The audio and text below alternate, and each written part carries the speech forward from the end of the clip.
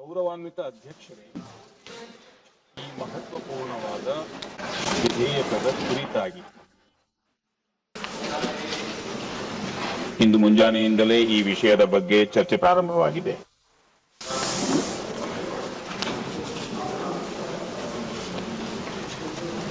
ಇಲ್ಲಿಂದಲೂ ಅನೇಕ ಸ್ನೇಹಿತರು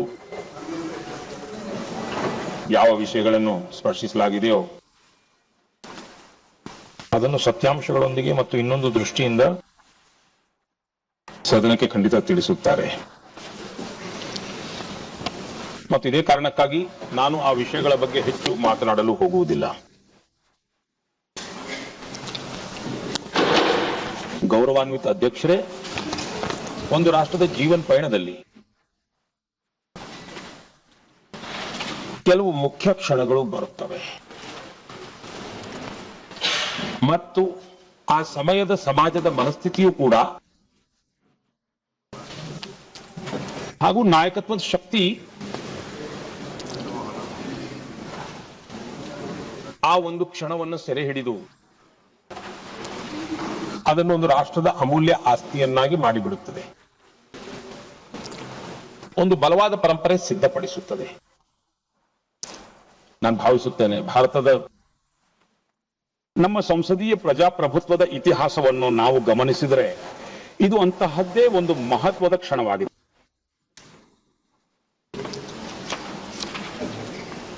ನಿಜವಾದ ಅವಶ್ಯಕತೆ ಏನಿತ್ತೆಂದ್ರೆ, ಸುಮಾರು 25ರಿಂದ 30 ವರ್ಷಗಳ ಹಿಂದೆಯೇ ಯಾವಾಗ ಈ ವಿಚಾರವು ನಮ್ಮ ಮುಂದೆ ಬಂತೋ ಆಗ ಇದರ ಅವಶ್ಯಕತೆ ಇದೆ ಎಂದು ಅನಿಸಿತು. ನಾವು ಇದನ್ನ ಜಾರಿಗೊಳಿಸಿದ್ರೆ ಇಂದು ಅದನ್ನ ಸಾಕಷ್ಟು ಪರಿಪಕ್ವತೆಯ ಹಂತಕ್ಕೆ ತಲುಪಿಸಬಹುದಿತ್ತು ಮತ್ತು ಅವಶ್ಯಕತೆಗೆ ಅನುಗುಣವಾಗಿ ಅದರಲ್ಲಿ ಕಾಲ ಕಾಲಕ್ಕೆ ಸುಧಾರಣೆಗಳು ಆಗುತ್ತವೆ. ಮತ್ತು ಇದೇ ಪ್ರಜಾಪ್ರಭುತ್ವದ ಸೌಂದರ್ಯ. ನಾವು ಮದರ್ ಆಫ್ ಡೆಮಾಕ್ರಸಿ ಆಗಿದ್ದೇವೆ. ನಮ್ಮದು ಸಾವಿರಾರು ವರ್ಷಗಳ ಸುದೀರ್ಘವಾದ ಪ್ರಜಾಪ್ರಭುತ್ವದ ಒಂದು ವಿಕಾಸ ಯಾತ್ರೆ ಆಗಿದೆ. ಹಾಗೂ ಆ ವಿಕಾಸ ಯಾತ್ರೆಯಲ್ಲಿ ಹೊಸ ಆಯಾಮವನ್ನು ಸೇರಿಸುವ ಒಂದು ಶುಭ ಅವಕಾಶ ಸದನದ ನಮ್ಮೆಲ್ಲ ಸಹೋದ್ಯೋಗಿಗಳಿಗೆ ಸಿಕ್ಕಿದೆ. ಮತ್ತು ನಾನು ಪ್ರಾರಂಭದಲ್ಲಿಯೇ ಹೇಳಿದ್ದೇನೆ, ನಾವೆಲ್ಲರೂ ಅದೆಷ್ಟು ಭಾಗ್ಯವಂತರು ಎಂದು. ಏಕೆಂದ್ರೆ ನಮಗೆ ಇಂತಹ ಮಹತ್ವಪೂರ್ಣವಾದ ಮತ್ತು ದೇಶದ ಅರ್ಧದಷ್ಟು ಜನಸಂಖ್ಯೆಯವರಿಗೆ ಈ ರಾಷ್ಟ್ರ ನಿರ್ಮಾಣದ ನೀತಿ ನಿರೂಪಣಾ ಪ್ರಕ್ರಿಯೆಯಲ್ಲಿ ಪಾಲುದಾರರನ್ನಾಗಿ ಮಾಡುವ ಸೌಭಾಗ್ಯ ಸಿಗುತ್ತಿದೆ.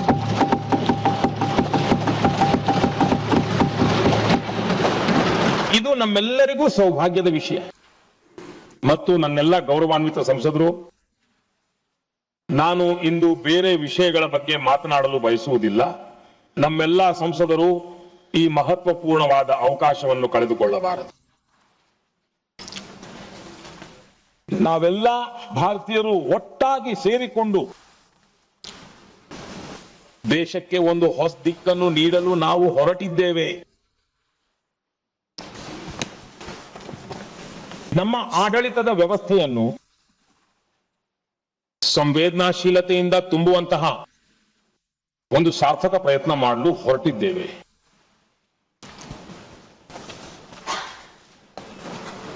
ಮತ್ತು ನನಗೆ ವಿಶ್ವಾಸವಿದೆ, ಈ ಮಂಥನದಿಂದ ಹೊರಬರುವ ಅಮೃತವು ದೇಶದ ರಾಜಕೀಯದ ಅದರ ರೂಪ ಸ್ವರೂಪವನ್ನು ನಿರ್ಧರಿಸುವುದಂತೂ ಖಂಡಿತ, ಆದರೆ ಇದು ದೇಶದ ದಿಕ್ಕು ಮತ್ತು ದೆಸೆಯನ್ನು ಕೂಡ ನಿರ್ಧರಿಸಲಿದೆ. ಇಂತಹ ಮಹತ್ವಪೂರ್ಣವಾದ ತಿರುವನ್ನು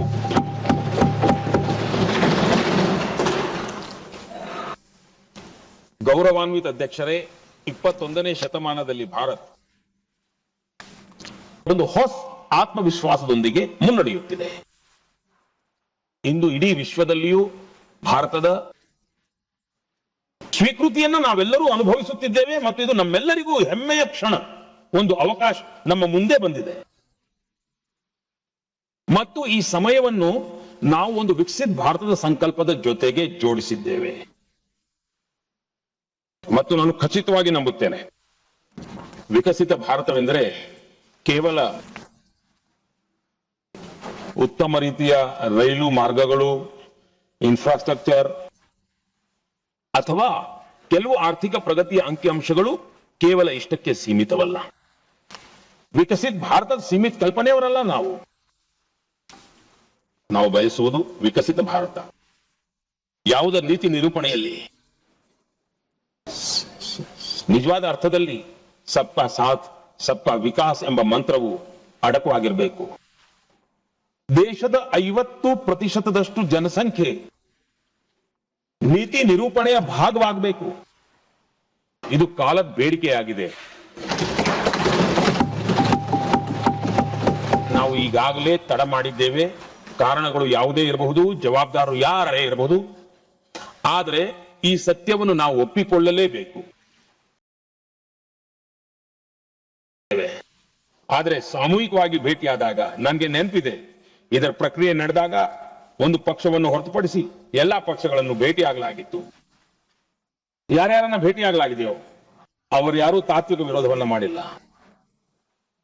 ನಂತರದಲ್ಲಿ ಏನಾಗಿದೆಯೋ ಗೊತ್ತಿಲ್ಲ, ಆದರೆ ರಾಜಕೀಯ ದಿಕ್ಕನ್ನು ಹಿಡಿಯಲಾಗುತ್ತಿದೆ. ಆದರೆ ಯಾರು ರಾಜಕೀಯ ದಿಕ್ಕಿನಲ್ಲೇ ಯೋಚಿಸುತ್ತಾರೋ ಅವರಿಗೂ ನಾನು ಸಲಹೆ ನೀಡಲು ಬಯಸುತ್ತೇನೆ. ಒಬ್ಬ ಮಿತ್ರನಾಗಿ ಸಲಹೆ ನೀಡುತ್ತೇನೆ ಮತ್ತು ಇದು ಎಲ್ಲರಿಗೂ ಉಪಯೋಗಕ್ಕೆ ಬರುತ್ತದೆ. ನಮ್ಮ ದೇಶದಲ್ಲಿ ಯಾವಾಗಲಿಂದ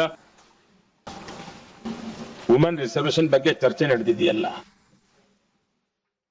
ಮತ್ತು ಅದರ ನಂತರ ಯಾವಾಗ ಚುನಾವಣೆ ಬಂದಿದೆಯೋ ಪ್ರತಿಯೊಂದು ಚುನಾವಣೆಯಲ್ಲೂ ಸಹ ಮಹಿಳೆಯರಿಗೆ ಸಿಗುವಂತಹ ಈ ಅಧಿಕಾರವನ್ನು ಯಾರೆಲ್ಲ ವಿರೋಧಿಸಿದ್ದಾರೋ, ಯಾರು ವಿರೋಧಿಸಿದ್ದಾರೋ ನಮ್ಮ ದೇಶದ ಮಹಿಳೆಯರು ಅವರನ್ನು ಕ್ಷಮಿಸಿಲ್ಲ. ಅವರ ಸ್ಥಿತಿಯನ್ನು ಅಧೋಗತಿಗೆ ತಳ್ಳಿದ್ದಾರೆ. ಆದರೆ ಇದನ್ನು ಕೂಡ ನೋಡಿ, 24ರ ಚುನಾವಣೆಯಲ್ಲಿ ಈ ರೀತಿ ಆಗಲಿಲ್ಲ. ಯಾಕೆ ಆಗಲಿಲ್ಲ? ಇದು ಯಾಕೆ ಆಗಲಿಲ್ಲ ಅಂದ್ರೆ 24ರಲ್ಲಿ ಎಲ್ಲರೂ ಒಪ್ಪಿ ಇದನ್ನ ಅಂಗೀಕರಿಸಿದ್ದರಿಂದ ಇದು ಒಂದು ವಿಷಯವೇ ಆಗಿರಲಿಲ್ಲ. ಯಾರಿಗೂ ರಾಜಕೀಯ ಲಾಭ ಆಗಲಿಲ್ಲ, ಯಾರಿಗೂ ಕೂಡ ನಷ್ಟವೂ ಆಗಲಿಲ್ಲ. ಸಹಜವಾಗಿ ಯಾವ ವಿಷಯಗಳಿದ್ವು ಆ ವಿಷಯಗಳ ಆಧಾರದ ಮೇಲೆ ಚುನಾವಣೆ ನಡೆಯಿತು. ಯಾಕೆಂದ್ರೆ 24ರಲ್ಲಿ ಎಲ್ಲರೂ ಜೊತೆಗಿದ್ದರು, ಕೆಲವರು ಇಲ್ಲಿದ್ದಾರೆ ಮತ್ತು ಕೆಲವರು ಇಲ್ಲ. ಆದ್ರೆ ಎಲ್ಲರೂ ಜೊತೆಗಿದ್ರು. ಇಂದಿಗೂ ನಾನು ಹೇಳುತ್ತೇನೆ, ನಾವೆಲ್ಲರೂ ಜೊತೆಯಾಗಿ ಸಾಗಿದ್ರೆ ಇದು ಯಾರೋ ಒಬ್ಬ ರಾಜಕೀಯ ಪಕ್ಷಕ್ಕೆ ಲಾಭ ತರುವುದಿಲ್ಲ ಎಂದು ಇತಿಹಾಸವೇ ಸಾಕ್ಷಿಯಾಗಿದೆ. ಇದು ದೇಶದ ಪ್ರಜಾಪ್ರಭುತ್ವದ ಪರವಾಗಿ ಹೋಗುತ್ತದೆ. ಇದು ದೇಶದ ಸಾಮೂಹಿಕ ನಿರ್ಣಯ ಶಕ್ತಿಯ ಪರವಾಗಿ ಹೋಗುತ್ತದೆ ಮತ್ತು ನಾವೆಲ್ಲರೂ ಅದರ ಯಶಸ್ಸಿಗೆ ಪಾಲುದಾರರಾಗುತ್ತೇವೆ. ಆಡಳಿತ ಪಕ್ಷವಾಗಲಿ ಅಥವಾ ಮೋದಿ ಆಗಲಿ ಅದರ ಹಕ್ಕುದಾರರಾಗುವುದಿಲ್ಲ. ಇಲ್ಲಿ ಕುಳಿತಿರುವ ಪ್ರತಿಯೊಬ್ಬರೂ ಹಕ್ಕುದಾರರಾಗಿರುತ್ತಾರೆ. ಮತ್ತು ಆದ್ದರಿಂದ ಯಾರಿಗೆ ಇದರಲ್ಲಿ ರಾಜಕೀಯದ ವಾಸನೆ ಬರುತ್ತಿದೆಯೋ ನಾನು ಬಯಸುತ್ತೇನೆ ಅವರು ಕಳೆದ 30 ವರ್ಷಗಳಲ್ಲಿ ತಮ್ಮದೇ ಆದ ಪರಿಣಾಮಗಳನ್ನು ನೋಡಿಕೊಳ್ಳಿ. ಅವರಿಗೂ ಇದರಲ್ಲಿ ಲಾಭವಿದೆ ಎಂದು ದಾರಿ ತೋರಿಸುತ್ತೇನೆ. ಆಗುತ್ತಿರುವ ನಷ್ಟದಿಂದ ಪಾರಾಗುವುದರಲ್ಲೇ ಲಾಭವಿದೆ ಮತ್ತು ಆದ್ದರಿಂದ ಇದಕ್ಕೆ ರಾಜಕೀಯ ಬಣ್ಣ ಕೊಡುವ ಅವಶ್ಯಕತೆ ಇಲ್ಲ ಎಂದು ನಾನು ಭಾವಿಸುತ್ತೇನೆ.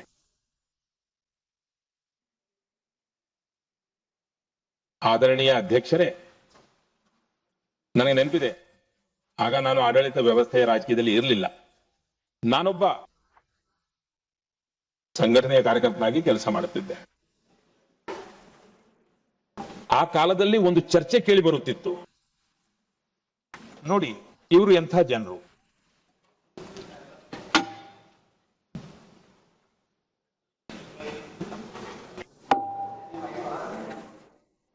ಪಂಚಾಯಿತಿಗಳಲ್ಲಿ ಮೀಸಲಾತಿ ನೀಡಬೇಕು, ಆಗ ಬಹಳ ಆರಾಮವಾಗಿ ಕೊಟ್ಬಿಡ್ತಾರೆ.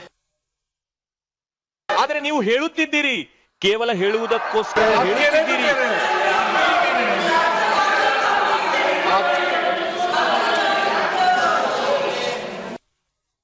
ಪಂಚಾಯಿತಿಗಳಲ್ಲಿ ಮೀಸಲಾತಿ ನೀಡಬೇಕೆಂದ್ರೆ ಆರಾಮವಾಗಿ ನೀಡುತ್ತಾರೆ, ಏಕೆಂದ್ರೆ ಅದರಲ್ಲಿ ಅವರಿಗೆ ತಮ್ಮದೇ ಆದ ಪದವಿ ಹೋಗುವ ಭಯ ಇರುವುದಿಲ್ಲ. ನಾವು ಸುರಕ್ಷಿತವಾಗಿದ್ದೇವೆ, ಅಲ್ಲಿ ಕೊಟ್ಟು ಬಿಡಿ ಎಂದು ಅವರಿಗೆ ಅನಿಸುತ್ತದೆ. ಆ ಸಮಯದಲ್ಲಿ ರಾಜಕೀಯ ವಲಯಗಳಲ್ಲಿ ಒಂದು ಚರ್ಚೆ ಬಹಳವಾಗಿತ್ತು. ಇಲ್ಲಿ ಕುಳಿತಿರುವವರು ಇದನ್ನು ಎಂದಿಗೂ ಮಾಡುವುದಿಲ್ಲ, ಯಾಕೆಂದ್ರೆ ಅದರಿಂದ ಅವರು ಏನನ್ನಾದರೂ ಕಳೆದುಕೊಳ್ಳುತ್ತಾರೆ ಎಂದು. ಮತ್ತು ಆದ್ದರಿಂದಲೇ ಪಂಚಾಯಿತಿಗಳ ವಿಷಯದಲ್ಲಿ ಹೀಗಾಗುತ್ತದೆ. 50%ವರೆಗೆ ತಲುಪಿದೆ. ನಾನು ರಾಜಕೀಯ ದೃಷ್ಟಿಯಿಂದ ಇನ್ನೊಂದು ವಿಷಯವನ್ನು ವಿವರಿಸಲು ಬಯಸುತ್ತೇನೆ ಸ್ನೇಹಿತರೆ. ಇಂದಿಗೆ 25 ವರ್ಷ 23 ವರ್ಷಗಳ ಹಿಂದೆ ಯಾರೆಲ್ಲ ವಿರೋಧಿಸಿದ್ರು, ಆ ವಿರೋಧವು ರಾಜಕೀಯ ಮಟ್ಟಕ್ಕಿಂತ ಕೆಳಗೆ ಹೋಗಲಿಲ್ಲ. ಇಂದು ಹಾಗೆ ತಿಳಿಯುವ ತಪ್ಪನ್ನು ಮಾಡಬೇಡಿ. ಕಳೆದ 25ರಿಂದ 30 ವರ್ಷಗಳಲ್ಲಿ ಗ್ರಾಸ್ ರೂಟ್ ಲೆವೆಲ್ ನಲ್ಲಿ ಕೂಡ ಪಂಚಾಯಿತಿ ಚುನಾವಣಾ ವ್ಯವಸ್ಥೆಗಳಲ್ಲಿ ಗೆದ್ದು ಬಂದಿರುವ ನಮ್ಮ ಸಹೋದರಿಯರಲ್ಲಿ ಒಂದು ಪೊಲಿಟಿಕಲ್ ಕಾನ್ಶಿಯಸ್ನೆಸ್ ಜಾಗೃತವಾಗಿದೆ. ಅವರು ಗ್ರಾಸ್ ರೂಟ್ ಲೆವೆಲ್ ನಿಂದ ಒಪಿನಿಯನ್ ಮೇಕರ್ ಆಗಿದ್ದಾರೆ. 30 ವರ್ಷಗಳ ಹಿಂದೆ ಅವರು ಶಾಂತವಾಗಿರುತ್ತಿದ್ರು, ಮಾತನಾಡುತ್ತಿರಲಿಲ್ಲ, ಅರ್ಥ ಮಾಡಿಕೊಳ್ಳುತ್ತಿದ್ರು, ಆದ್ರೆ ಮಾತನಾಡ್ತಿರ್ಲಿಲ್ಲ. ಇಂದು ಅವರು ವೋಕಲ್ ಆಗಿದ್ದಾರೆ. ಮತ್ತು ಆದ್ದರಿಂದ ಈಗ ಏನೇ ಪರ ವಿರೋಧವಿದ್ದರೂ ಯಾವ ಲಕ್ಷಾಂತರ ಸಹೋದರಿಯರು ಒಂದಲ್ಲ ಒಂದು ಸಮಯದಲ್ಲಿ ಪಂಚಾಯಿತಿಯಲ್ಲಿ ಕೆಲಸ ಮಾಡಿದ್ದಾರೋ, ಅವರು ಪ್ರತಿನಿಧಿಸಿದ್ದಾರೆ. ಜನರ ಸುಖ ದುಃಖದ ಸಮಸ್ಯೆಗಳನ್ನು ಬಹಳ ಆಳವಾಗಿ ನೋಡಿದ್ದಾರೆ. ಅವರು ಆಂದೋಲಿತರಾಗಿದ್ದಾರೆ. ಅವರು ಹೇಳುವುದೇನೆಂದರೆ, ಕಸ ಗುಡಿಸುವ ಕೆಲಸದಲ್ಲಿ ಮಾತ್ರ ನಮ್ಮನ್ನು ಸೇರಿಸಿಕೊಳ್ಳುತ್ತೀರಿ. ಅದು ಕುಟುಂಬದಲ್ಲಿಯೂ ಮೊದಲು ಇತ್ತು, ಈಗ ನಮ್ಮನ್ನು ನಿರ್ಣಯ ಪ್ರಕ್ರಿಯೆಯಲ್ಲಿ ಸೇರಿಸಿಕೊಳ್ಳಿ. ಮತ್ತು ನಿರ್ಣಯ ಪ್ರಕ್ರಿಯೆಗಳು ವಿಧಾನಸಭೆಯಲ್ಲಿ ಮತ್ತು ಪಾರ್ಲಿಮೆಂಟ್ನಲ್ಲಿ.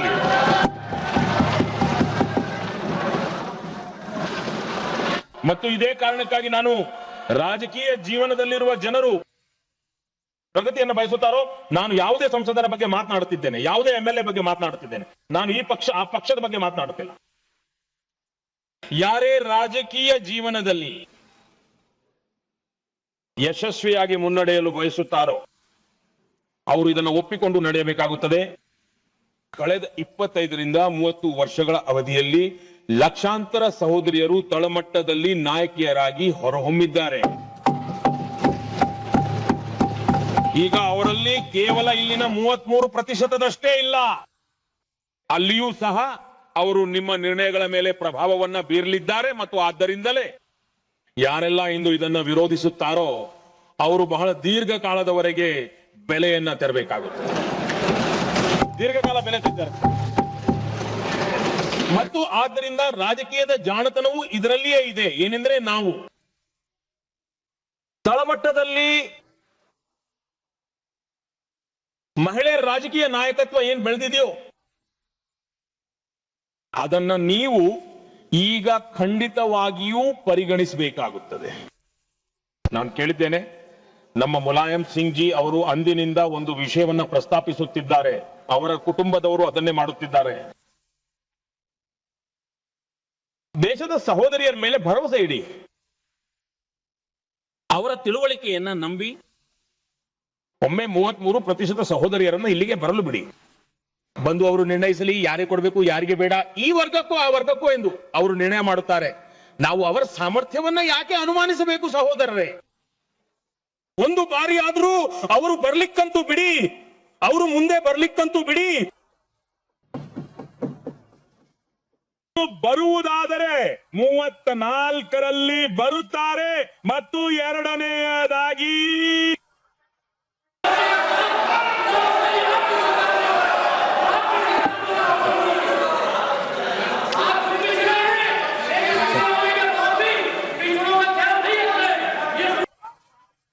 ಧರ್ಮೇಂದ್ರ ಜಿ ನಾನು ನಿಮಗೆ ಬಹಳ ಆಭಾರಿಯಾಗಿದ್ದೇನೆ. ನೀವು ನನ್ನ ಗುರುತನ್ನು ಪರಿಚಯ ಮಾಡಿಸಿಕೊಟ್ಟಿರಿ ಅಲ್ಲವೇ? ಈ ಮಾತು ಸತ್ಯ. ನಾನು ಅತಿ ಹಿಂದುಳಿದ ಸಮಾಜದಿಂದ ಬಂದವನಾಗಿದ್ದೇನೆ.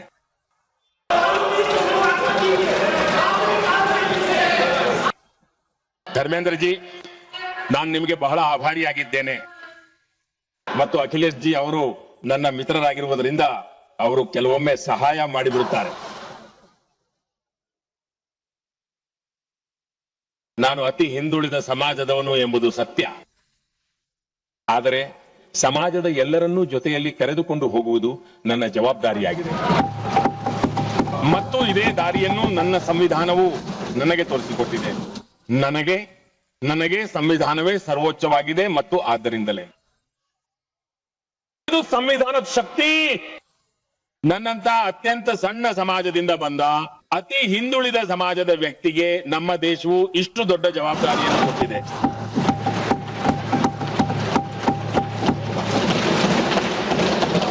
ಆದ್ದರಿಂದ ನಾನು ದೇಶವಾಸಿಗಳಿಗೆ ಋಣಿ ಮತ್ತು ಸಂವಿಧಾನ ನಿರ್ಮಾಪಕರಿಗೆ ಋಣಿ. ಅವರ ಕಾರಣದಿಂದ ಇಂದು ನಾನು ಇಲ್ಲಿರುವೆ. ಆದ್ರೆ ಗೌರವಾನ್ವಿತ ಸಭಾಧ್ಯಕ್ಷರೇ, ಹಿಂದುಳಿದ ಜಾತಿಯನ್ನ ಒಪ್ಪಿಕೊಳ್ಳುತ್ತಿದ್ದೀರಿ, ಆದ್ರೆ ಹಿಂದುಳಿದ ಜಾತಿಗೆ ಅನ್ಯಾಯವಾಗುತ್ತಿದೆ. ಇಷ್ಟೇ ನಮ್ಮ ಮನವಿ. ಗೌರವಾನ್ವಿತ ಅಧ್ಯಕ್ಷರೇ, ಇಂದು ಜೀವನದ ಪ್ರತಿಯೊಂದು ಕ್ಷೇತ್ರದಲ್ಲಿ ನಾವು ನಾರಿ ಶಕ್ತಿಯನ್ನು ನೋಡುತ್ತಿದ್ದೇವೆ. ದೇಶದ ಗೌರವವನ್ನು ಹೆಚ್ಚಿಸುವವರು ಧ್ವಜ ಹಾರಿಸುವುದರಲ್ಲಿ ಹಿಂದೆ ಬಿದ್ದಿಲ್ಲ. ಜೀವನದ ವಿವಿಧ ಕ್ಷೇತ್ರಗಳಲ್ಲಿ ಇಂದು ನಮ್ಮ ತಾಯಂದಿರು ಸಹೋದರಿಯರಿದ್ದಾರೆ. ಬಹಳ ದೊಡ್ಡ ಕೊಡುಗೆ. ನಮ್ಮ ಹೆಣ್ಣು ಮಕ್ಕಳು ಜೀವನದ ಪ್ರತಿಯೊಂದು ಕ್ಷೇತ್ರದಲ್ಲೂ ಅದ್ಭುತಗಳನ್ನು ಮಾಡುತ್ತಿದ್ದಾರೆ.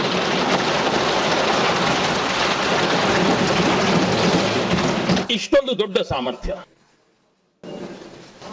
ಅದನ್ನು ನಾವು ಪಾಲುದಾರಿಕೆಯಿಂದ ತಡೆಯುವುದಕ್ಕೆ ಇಷ್ಟೊಂದು ಶಕ್ತಿಯನ್ನು ವಹಿಸುತ್ತಿದ್ದೇವೆ. ಅವರು ಸೇರುವುದರಿಂದ ಸಾಮರ್ಥ್ಯ ಹೆಚ್ಚಾಗಲಿದೆ. ಮತ್ತು ಅದಕ್ಕಾಗಿಯೇ ನಾನು ಇಂದು ನಿಮ್ಮ ಬಳಿ ಮನವಿ ಮಾಡಲು ಬಂದಿದ್ದೇನೆ. ಇದನ್ನು ರಾಜಕೀಯದ ತಕ್ಕಡಿಯಲ್ಲಿ ತೂಗಬೇಡಿ.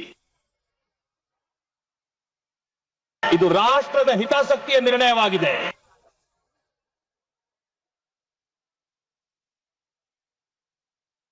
ಗೌರವಾನ್ವಿತ ಅಧ್ಯಕ್ಷರೇ, ಇಂದು ನಮ್ಮ ಮುಂದಿರುವ ಈ ಅವಕಾಶ ನಾವೆಲ್ಲರೂ ಒಟ್ಟಿಗೆ ಕುಳಿತು ಒಂದು ದಿಕ್ಕಿನಲ್ಲಿ ಯೋಚಿಸಿ ವಿಕಸಿತ ಭಾರತವನ್ನು ನಿರ್ಮಿಸುವುದರಲ್ಲಿ ನಮ್ಮ ನಾರಿ ಶಕ್ತಿಯ ಭಾಗವಹಿಸುವಿಕೆಯನ್ನು ಮುಕ್ತ ಮನಸ್ಸಿನಿಂದ ನಿರ್ಣಯ ಮಾಡುವ ಅವಕಾಶವಿದೆ. ಇದನ್ನು ಸ್ವೀಕರಿಸುವ ಅವಕಾಶವಿದೆ. ಮತ್ತು ನಾನು ಮೊದಲೇ ಹೇಳಿದ ಹಾಗೆ ಇವತ್ತು ಇಡೀ ದೇಶ ಮತ್ತು ವಿಶೇಷವಾಗಿ ನಮ್ಮ ನಾರಿ ಶಕ್ತಿ ನಮ್ಮ ನಿರ್ಣಯವನ್ನು ನೋಡುತ್ತದೆ. ಆದರೆ ನಿರ್ಣಯಕ್ಕಿಂತ ಹೆಚ್ಚಾಗಿ ನಮ್ಮ ಉದ್ದೇಶವನ್ನು ನೋಡುತ್ತದೆ. ಮತ್ತು ಅದಕ್ಕಾಗಿಯೇ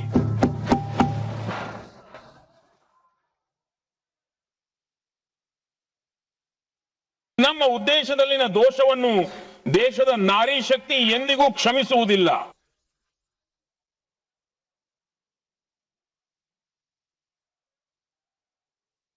ಗೌರವಾನ್ವಿತ ಅಧ್ಯಕ್ಷರೇ, 2023ರಲ್ಲಿ ಈ ಹೊಸ ಸದನದಲ್ಲಿ ನಾವು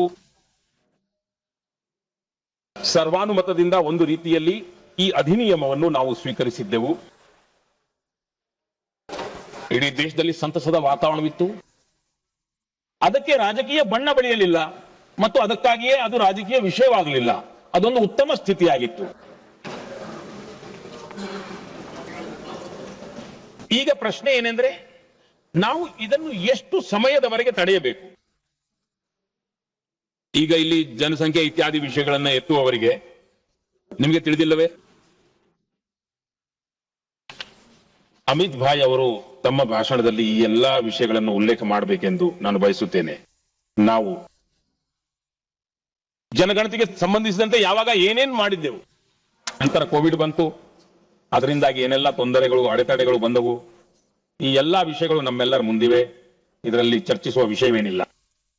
ಆದರೆ ಕಳೆದ ದಿನಗಳಲ್ಲಿ ನಾವು 23ರಲ್ಲಿ ಚರ್ಚೆ ಮಾಡುತ್ತಿದ್ದಾಗಲೂ ಇದನ್ನು ಬೇಗನೆ ಮಾಡಬೇಕೆಂಬುದೇ ವ್ಯಾಪಕವಾದ ಮಾತಾಗಿತ್ತು.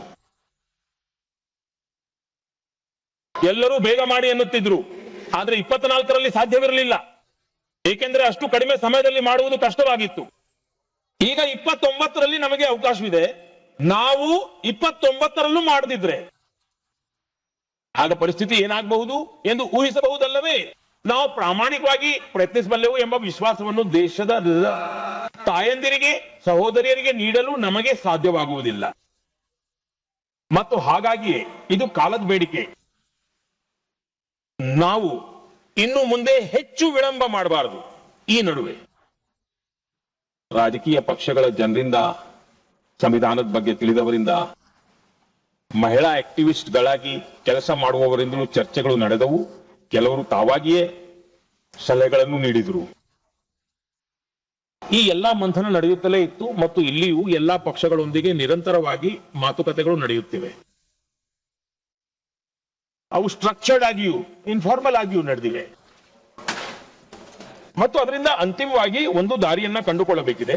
ಇದರಿಂದ ನಾವು ನಮ್ಮ ತಾಯಂದಿರ, ಸಹೋದರಿಯರ ಶಕ್ತಿಯನ್ನು ಒಗ್ಗೂಡಿಸಬಹುದು. ಗೌರವಾನ್ವಿತ ಅಧ್ಯಕ್ಷರೇ, ನಾನೊಂದು ಮಾತು ಖಂಡಿತ ಹೇಳ ಬಯಸುತ್ತೇನೆ. ಇಲ್ಲಿ ಕುಳಿತು ನಮಗೆ ಯಾರಿಗೂ ಸಂವಿಧಾನವು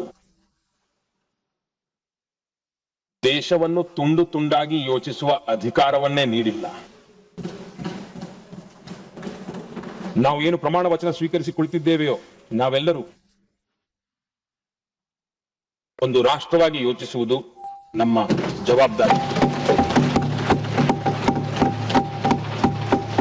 ಅದು ಕಾಶ್ಮೀರವಿರಲಿ ಅಥವಾ ಕನ್ಯಾಕುಮಾರಿ ಆಗಿರಲಿ, ನಾವು ಬಿಡಿ ಬಿಡಿಯಾಗಿ ಯೋಚಿಸಲಾರೆವು ಅಥವಾ ಬಿಡಿ ಬಿಡಿಯಾಗಿ ನಿರ್ಣಯಿಸಲಾರೆವು. ಮತ್ತು ಅದಕ್ಕಾಗಿಯೇ ಯಾವುದೇ ಆಧಾರವಿಲ್ಲದೆ, ಇದರಲ್ಲಿ ಸ್ವಲ್ಪವೂ ಸತ್ಯಾಂಶವಿಲ್ಲ, ಎಳ್ಳಷ್ಟು ಸತ್ಯವಿಲ್ಲ, ಕೇವಲ ರಾಜಕೀಯ ಲಾಭವನ್ನ ಪಡೆದುಕೊಳ್ಳುವ ಸಲುವಾಗಿ ಯಾವ ಒಂದು ದೊಡ್ಡ ಗೊಂದಲದ ಬಿರುಗಾಳಿಯನ್ನು ಸೃಷ್ಟಿಸಲಾಗುತ್ತಿದೆಯೋ, ನಾನು ಇಂದು ಬಹಳ ಜವಾಬ್ದಾರಿಯೊಂದಿಗೆ ಈ ಸದನದಲ್ಲಿರುವ ಈ ಒಂದು ಪವಿತ್ರವಾದ ಸ್ಥಳದಿಂದ ಹೇಳಲು ನಾನು ಬಯಸುತ್ತೇನೆ. ದಕ್ಷಿಣವಿರಲಿ, ಉತ್ತರವಿರಲಿ, ಪೂರ್ವವಿರಲಿ, ಪಶ್ಚಿಮವಿರಲಿ, ಚಿಕ್ಕ ರಾಜ್ಯಗಳಿರಲಿ, ದೊಡ್ಡ ರಾಜ್ಯಗಳಿರಲಿ, ನಾನಿಂದು ಜವಾಬ್ದಾರಿಯಿಂದ ಹೇಳ ಬಯಸುತ್ತೇನೆ, ಈ ನಿರ್ಣಯವನ್ನು ಕೈಗೊಳ್ಳುವ ಪ್ರಕ್ರಿಯೆಯು ಯಾವುದೇ ವ್ಯಕ್ತಿಯೊಂದಿಗೂ ಸಹ ತಾರತಮ್ಯವನ್ನು ಮಾಡುವುದಿಲ್ಲ. ಈ ಒಂದು ನಿರ್ಣಯ ಪ್ರಕ್ರಿಯೆಯು ಯಾವುದೇ ವ್ಯಕ್ತಿಗೂ ಕೂಡ ಅನ್ಯಾಯವನ್ನ ಮಾಡುವುದಿಲ್ಲ.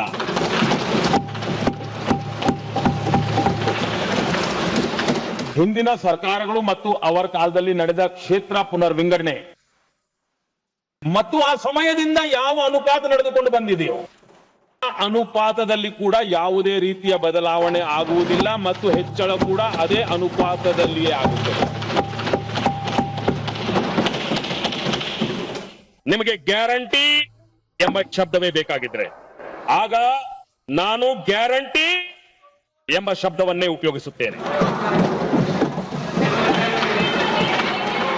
ನೀವು ವಾಗ್ದಾನದ ಬಗ್ಗೆ ಮಾತಾಡಿದ್ರೆ ನಾನು ವಾಗ್ದಾನ ಶಬ್ದ ಬಳಸುತ್ತೇನೆ.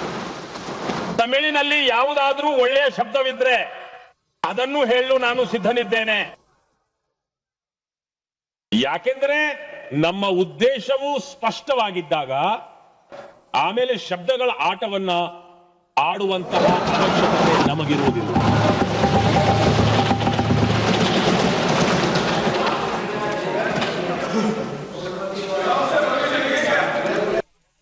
ಗೌರವಾನ್ವಿತ ಅಧ್ಯಕ್ಷರೇ, ನಾನು ಇಂದು ಸದನದಲ್ಲಿರುವ ಎಲ್ಲಾ ನನ್ನ ಸಹೋದ್ಯೋಗಿಗಳಿಗೆ ಈ ಮಾತನ್ನು ಕೂಡ ಹೇಳಲು ಬಯಸುತ್ತೇನೆ. ಸಹೋದ್ಯೋಗಿಗಳೇ, ನಾವು ಯಾವುದೇ ಭ್ರಮೆಯಲ್ಲಿ ಇರುವುದು ಬೇಡ.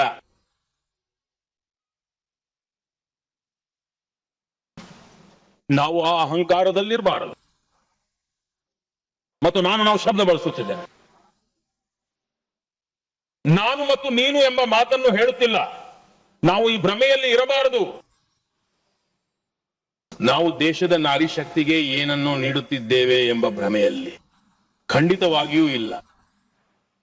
ಅದು ಅವರ ನ್ಯಾಯಯುತವಾದ ಆಗಿದೆ. ನಾವು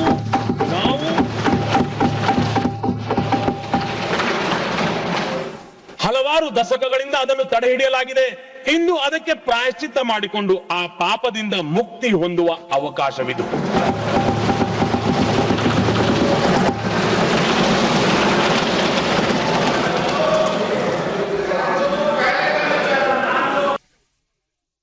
ನಮ್ಮೆಲ್ಲರಿಗೂ ಈ ವಿಷಯ ತಿಳಿದೇ ಇದೆ. ಪ್ರತಿಯೊಬ್ಬರೂ ಪ್ರತಿ ಬಾರಿಯೂ ಹೇಗೆ ಚಾಲಾಕಿತನ ತೋರಿದ್ದಾರೆ, ಚತುರತೆ ತೋರಿದ್ದಾರೆ, ಖಂಡಿತ ನಾವು ಇದರ ಪರವಾಗಿ ಇದ್ದೇವೆ. ಆದರೆ ನಾವು ಇದರ ಜೊತೆಗೆ ಇದ್ದೇವೆ. ಆದ್ರೆ ಪ್ರತಿ ಬಾರಿಯೂ ಯಾವುದಾದ್ರೂ ಒಂದು ಟೆಕ್ನಿಕಲ್ ಕಾರಣವನ್ನ ನೀಡಿ ಇದಕ್ಕೆ ಅಡ್ಡಗಾಲು ಹಾಕಿ ಇದನ್ನ ತಡೆಯಲಾಯಿತು. ಪ್ರತಿ ಬಾರಿಯೂ ಇಂತಹ ವಿಷಯಗಳನ್ನು ತರಲಾಗಿದೆ.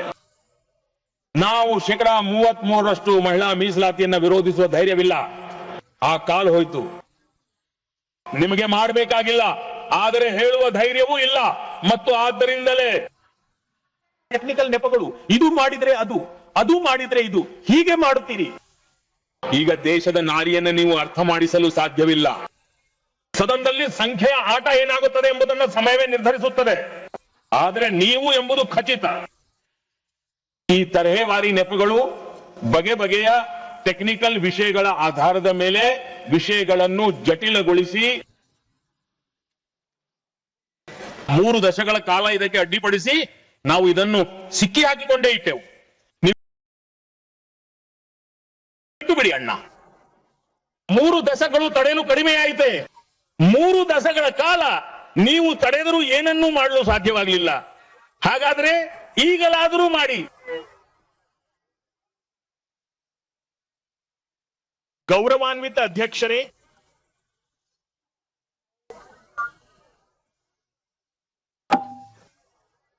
ಕೆಲವು ಜನರಿಗೆ ಹೀಗೆ ಅನಿಸುತ್ತದೆ, ಅರೆ ನೋಡಿ ಇಲ್ಲಿ ಕೆಲವರಿಗೆ ಅನಿಸುತ್ತದೆ ಇದರಲ್ಲಿ ಎಲ್ಲೋ ಒಂದು ಕಡೆ ಮೋದಿಯ ರಾಜಕೀಯ ಸ್ವಾರ್ಥವಿದೆ ಎಂದು.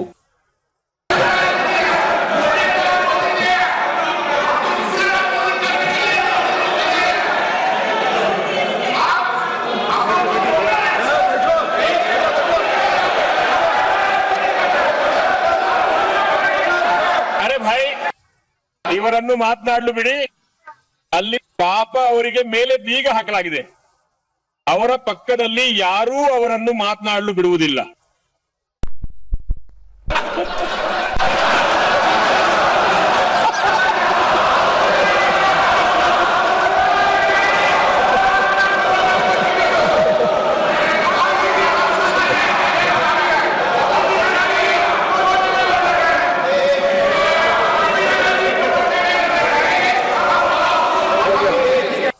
ಹಿಂದಿನವರಂತೆ ಮಾಡಿ, ಹಿಂದಿನ ಅಧ್ಯಕ್ಷರಂತೆ ಮಾಡಿ.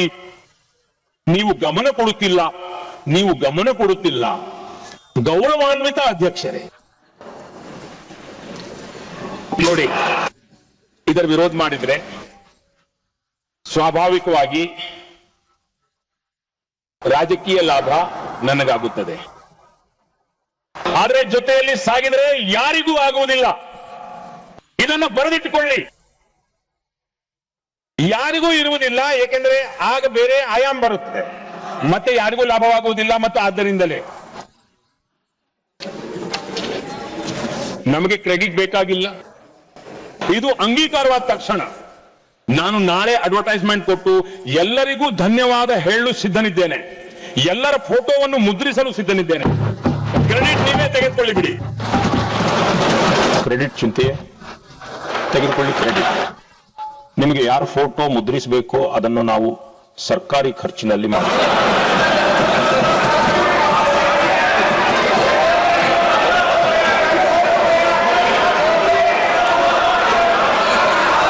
ಸಾಮ್ನೆ ಸೇ ಕ್ರೆಡಿಟ್ ನ ಬ್ಲ್ಯಾಂಕ್ ಚೆಕ್ ಅನ್ನು ನಿಮಗೆ ಕೊಡುತ್ತಿದ್ದೇನೆ.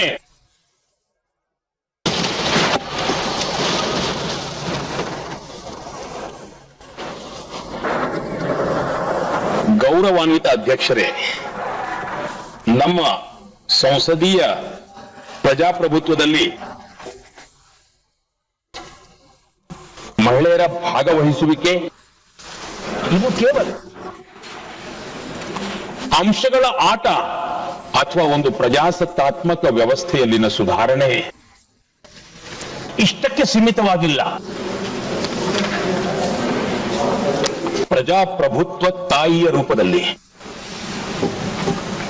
ಮದರ್ ಆಫ್ ಡೆಮಾಕ್ರಸಿ ಎಂಬ ರೂಪದಲ್ಲಿ ಈ ನಿರ್ಣಯವನ್ನು ತೆಗೆದುಕೊಳ್ಳಲಾಗಿದೆ. ಇದು ಭಾರತದ ಒಂದು ಕಮಿಟ್ಮೆಂಟ್ ಆಗಿದೆ. ಇದು ಸಾಂಸ್ಕೃತಿಕ ಕಮಿಟ್ಮೆಂಟ್ ಆಗಿದೆ.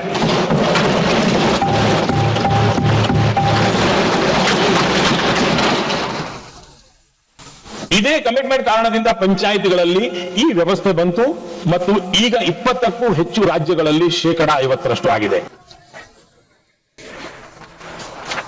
ಗೌರವಾನ್ವಿತ ಕಾಂಗ್ರೆಸ್ ಮಾಡಿದೆ ಮತ್ತು ನಾವು ಇದನ್ನು ಅನುಭವಿಸಿದ್ದೇವೆ.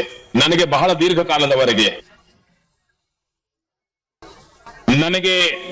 ದೀರ್ಘಕಾಲದವರೆಗೆ ಮುಖ್ಯಮಂತ್ರಿಯ ರೂಪದಲ್ಲಿ ಸೇವೆ ಮಾಡಲು ಜನ ಅವಕಾಶ ನೀಡಿದರು ಮತ್ತು ಅದೇ ಕಾಲಘಟ್ಟದಲ್ಲಿ ಗ್ರಾಸ್ ರೂಟ್ ಲೆವೆಲ್ನಲ್ಲಿ ವುಮೆನ್ ಲೀಡರ್ಶಿಪ್ ಅನ್ನು ನಾನು ನೋಡಿದ್ದೇನೆ. ನನ್ನ ಅನುಭವವಿದೆ. ಬಹಳ ಸಂವೇದನಾಶೀಲತೆಯ ಜೊತೆಗೆ ಸಮಸ್ಯೆಗಳ ಪರಿಹಾರದ ವಿಷಯದಲ್ಲಿ ಅವರ ಕಮಿಟ್ಮೆಂಟ್ ಬಹಳವೇ ಪರಿಣಾಮಕಾರಿಯಾಗಿರುತ್ತಿತ್ತು. ಅಭಿವೃದ್ಧಿಯ ಯಾತ್ರೆಗೆ ವೇಗವನ್ನು ನೀಡುತ್ತಿದ್ದರು ಮತ್ತು ಆ ಅನುಭವದ ಆಧಾರದ ಮೇಲೆ ನಾನು ಹೇಳುತ್ತೇನೆ, ಈ ಸದನದಲ್ಲಿ ಅವರ ಧ್ವನಿಯು ಒಂದು ಹೊಸ ಶಕ್ತಿಯಾಗಲಿದೆ, ಹೊಸ ಆಲೋಚನೆಯು ಸೇರಿಕೊಳ್ಳಲಿದೆ, ದೇಶದ ದಿಕ್ಕಿನಲ್ಲಿ ಒಂದು ಸಂವೇದನಾಶೀಲತೆಯೂ ಸೇರಿಕೊಳ್ಳಲಿದೆ. ಸತ್ಯ ತರ್ಕದ ಆಧಾರದ ಮೇಲೆ ಅನುಭವವು ಸೇರಿದಾಗ ಅದರ ಸಾಮರ್ಥ್ಯವು ಅನೇಕ ಪಟ್ಟು ಹೆಚ್ಚಾಗುತ್ತದೆ ಎಂದು ನಾನು ಭಾವಿಸುತ್ತೇನೆ ಮತ್ತು ಸದನವು ಎಷ್ಟು ಸಮೃದ್ಧವಾಗುತ್ತದೆ.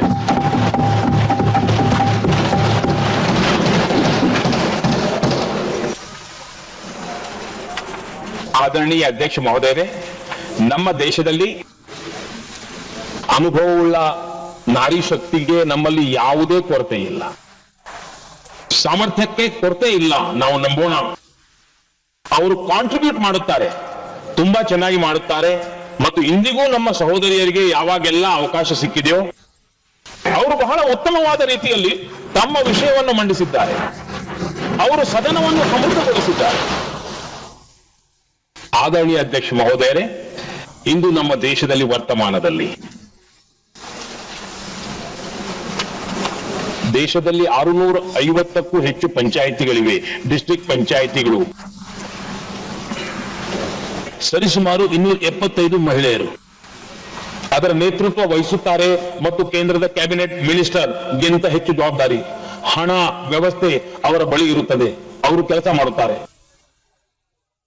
ಸರಿಸುಮಾರು 6700 ಬ್ಲಾಕ್ ಪಂಚಾಯಿತಿಗಳಲ್ಲಿ 2700ಕ್ಕೂ ಅಧಿಕ ಬ್ಲಾಕ್ ಪಂಚಾಯಿತಿಗಳು ಅಂತಹವಿದ್ದು ಅವುಗಳ ನೇತೃತ್ವವು ಮಹಿಳೆಯರ ಕೈಯಲ್ಲಿದೆ.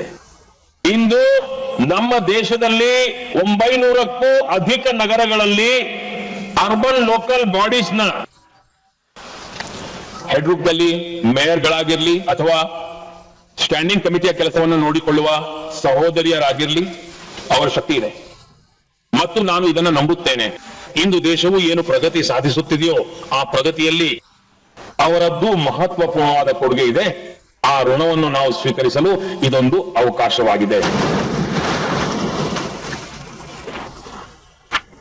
ಯಾವಾಗ ಈ ಅನುಭವವು ಸದನದೊಂದಿಗೆ ಸೇರಿಕೊಳ್ಳುವುದು ಆಗ ಅದು ಅನೇಕ ಪಟ್ಟು ಹೆಚ್ಚಿನ ಶಕ್ತಿಯನ್ನು ಹೆಚ್ಚಿಸಿ ಬಿಡುತ್ತದೆ. ಆದರಣೀಯ ಅಧ್ಯಕ್ಷರೇ, ಒಂದು ಬಹಳ ಸುದೀರ್ಘವಾದ ನಿರೀಕ್ಷೆ, ಹಾಗೂ ಒಂದು ಪ್ರಕಾರದಿಂದ ಹೇಳುವುದಾದರೆ ನಮ್ಮೆಲ್ಲರಿಗೂ ಪ್ರಶ್ನೆ ಮೂಡುವಂತಹ ಪರಿಸ್ಥಿತಿಯನ್ನು ನಾವೇ ಸೃಷ್ಟಿಸಿದ್ದೇವೆ. ಇದು ನಮಗೆ ಸಿಕ್ಕಿರುವಂತಹ ಅವಕಾಶವಾಗಿದೆ.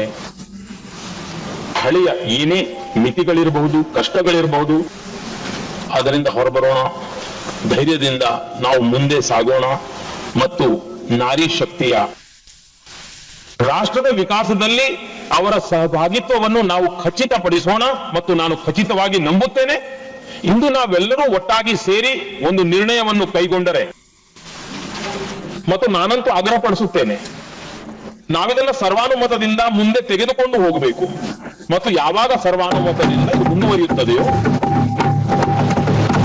ಆಗ ಟ್ರೆಷರಿ ಬೆಂಚ್ ಮೇಲೆ ಒತ್ತಡವಿರುತ್ತದೆ. ಅವರಿಗೂ ಅನಿಸುತ್ತದೆ ಇಲ್ಲ, ಇದರಲ್ಲಿ ಎಲ್ಲರಿಗೂ ಹಕ್ಕಿದೆ, ಪ್ರತಿಯೊಬ್ಬರ ಮಾತನ್ನು ಕೇಳೋಣ, ಯಾವುದೇ ನಷ್ಟವಿಲ್ಲ. ಸಾಮೂಹಿಕ ಶಕ್ತಿಯಿಂದಲಂತೂ ನಮಗೆ ಅನೇಕ ಒಳ್ಳೆಯ ಪರಿಣಾಮಗಳು ಖಂಡಿತವಾಗಿ ದೊರೆಯುತ್ತವೆ. ಆದರಣೀಯ ಅಧ್ಯಕ್ಷರೇ, ನಾನು ಹೆಚ್ಚಿನ ಸಮಯವನ್ನು ತೆಗೆದುಕೊಳ್ಳದೆ ಇಷ್ಟನ್ನು ಮಾತ್ರ ಹೇಳ ಬಯಸುತ್ತೇನೆ. ಇದನ್ನು ದಯವಿಟ್ಟು ರಾಜಕೀಯದ ತಕ್ಕಡಿಯಲ್ಲಿ ತೂಗಬಾರದು. ನಾವು ಯಾವುದೇ ನಿರ್ಣಯ ತೆಗೆದುಕೊಳ್ಳುವಾಗ ಇಷ್ಟು ದೊಡ್ಡ ದೇಶದ ಅರ್ಧ ಜವಾಬ್ದಾರಿಯನ್ನು ಹೊತ್ತಿರುವವರು, ಅವರಿಗೂ ಸಹ ಇಲ್ಲಿಗೆ ಬರುವಂತಹ ಹಕ್ಕಿದೆ. ನಾವು ಅವರನ್ನ ತಡೆಯಬಾರದು. ಮತ್ತು ಎರಡನೇದಾಗಿ ಸಂಖ್ಯೆಗೆ ಸಂಬಂಧಪಟ್ಟ ವಿಷಯದಲ್ಲೂ ಕೂಡ ಸಂಖ್ಯೆಗೆ ಸಂಬಂಧಿಸಿದಂತೆಯೂ ಮೊದಲಿನಿಂದಲೂ ಒಂದು ಅಭಿಪ್ರಾಯವಿತ್ತು, ಚರ್ಚೆ ಇತ್ತು. ಇವರ ಸಂಖ್ಯೆಯನ್ನ ಕಡಿಮೆ ಮಾಡಬೇಡಿ, ಹೆಚ್ಚು ಮಾಡಿದರೆ ಬೇಗ ಆಗುತ್ತದೆ ಎಂದು. ಆ ಹೆಚ್ಚು ಮಾಡುವ ವಿಷಯವೂ ಬಂದಿದೆ. ಸರಿ, ಇದ್ದಂತಹ ಸಂಖ್ಯೆಯನ್ನು 33% ಇನ್ನಷ್ಟು ಹೆಚ್ಚಿಸಿ ಬಿಡಿ. ಇದರಿಂದಾಗಿ ಯಾರಿಗೂ ನನ್ನ ಹಕ್ಕು ಹೋಯಿತು ಅನಿಸಬಾರದು. ಒಂದು ಹೊಸ ಶಕ್ತಿ ಸೇರುತ್ತದೆ, ಹೆಚ್ಚುವರಿ ಶಕ್ತಿ ಸೇರುತ್ತದೆ. ಮತ್ತು ಈಗ ಸದನದ ರಚನೆಯನ್ನಂತೂ ಮಾಡಿದ್ದೇವೆ. ಮತ್ತು ಆದರಣೀಯ ಅಧ್ಯಕ್ಷರೇ, ನಾನು ಹಗುರವಾಗಿ ಹೇಳಿ ಬಯಸುತ್ತೇನೆ, ಪ್ರತಿಯೊಬ್ಬರಿಗೂ ಅವರದೇ ರಾಜಕೀಯ ಕಾರಣಗಳು ಇರುತ್ತವೆ ಮತ್ತು ಪರಾಜಯದ ಭಯವು ಸ್ವಲ್ಪ ಮಟ್ಟಿಗೆ ಆಶ್ಚರ್ಯವನ್ನುಂಟು ಮಾಡುವಂತಹದ್ದಾಗಿರುತ್ತದೆ. ಆದರೆ ನಮ್ಮ ಕೈಯಿಂದ ಯಾವುದೇ ಶುಭ ಕಾರ್ಯವಾದಾಗ ಅದಕ್ಕೆ ದೃಷ್ಟಿಯಾಗಬಾರದೆಂದು ಕಪ್ಪು ಬೊಟ್ಟಿಡುವ ಸಂಪ್ರದಾಯವಿದೆ. ನೀವು ಕಪ್ಪು ಬೊಟ್ಟಿಟ್ಟಿದ್ದಕ್ಕಾಗಿ ನಾನು ನಿಮಗೆ ಧನ್ಯವಾದ ಹೇಳುತ್ತೇನೆ. ತುಂಬಾ ಧನ್ಯವಾದಗಳು.